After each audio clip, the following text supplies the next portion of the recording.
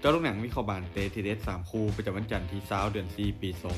2026เอามาเลยเหมือนคุยหนึ่งในศึกซีเรียอิตาลีเตะในเวลา1:45ของคืนนี้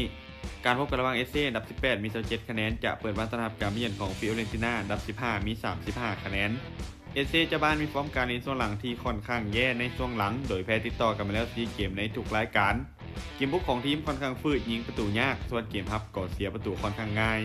ส่วนฟิโอเรนติน่าทีมเยือนมีฟอร์มที่ดีกว่าเห็นได้ชัดจากฟอร์มการเล่นในช่วงหลังที่เก็บชัยชนะได้อย่างต่อเนื่อง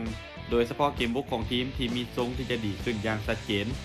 ภาพรวมในเกมนี้ฟิโอเรนติน่าพวกเขาเป็นฝ่ายที่คุ้มเกมและมีจังหวะการเข้าทำที่มีความหลากหลายกว่าส่วนเอเซ่พวกเขาลีดในบ้านก็จริงแต่ความมั่นใจของทีมยังคงตกต่ำการคาดการณ์สกอร์ที่น่าจะเกิดขึ้นฟิโอเรนติน่าจะบุกมาเอาชนะเลสเซ่ไปด้วยสกอร์2-0มากันต่อที่2ในศึกพรีเมียร์ลีกอังกฤษเตะในเวลา20:00ของคืนนี้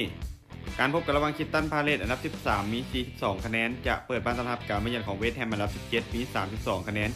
คิตตันพาเลสเจ้าบ้านมีฟอร์มการเล่นช่วงหลังถือว่าใช้ได้มีการเก็บชัยชนะได้หลายนัดโดยเฉพาะเกมในบ้านของพวกเขาที่ลิ้นได้อย่างเหนียวแน่นและมีระเบียบวินัยส่วนเวสต์แฮมทีมเยือนมีฟอร์มการเล่นในช่วงหลังที่ยังขึ้นลงเกมบุกของทีมยังคงพอมีทีเด็ดจากคาเซเลียในการยิงประตูอยู่ที่ 1.3 ประตูต่อเกมแต่ปัญหาของทีมคือเกมรับที่ยังคงมีพลาดให้เห็นเกมนี้6เกมน่าจะเปิดแลกกันพอสมควรพอทั้ง2ฝ่ายต่างต้องการคะแนนที่สำคัญ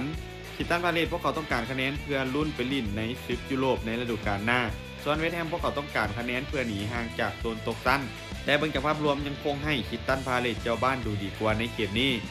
การคาดการณ์สกอร์ที่น่าจะเกิดขึ้นคิตตันพาเลสจะเปิดบ้านเสือนเอาชนะเวสต์แฮมไปด้วยสกอร์2-1มาต่อที่3ในรายการที่เมียลิก้าของโปรตุเกสเตะในเวลา20:15ของคืนนี้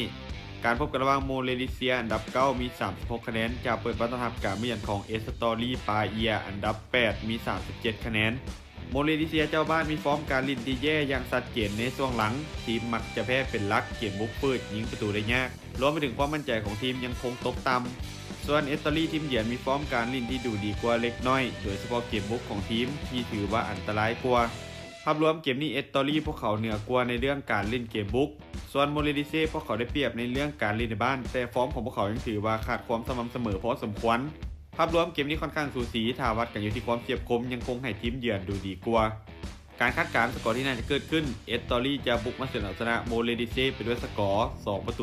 2-1สุดท้ายนี้ถ้าทุกคนสนใจในทางดีๆแบบนี้อย่าลืมกดไลค์กดแชร์ออกไปเพื่อเป็นแนวทางเพิ่มเติม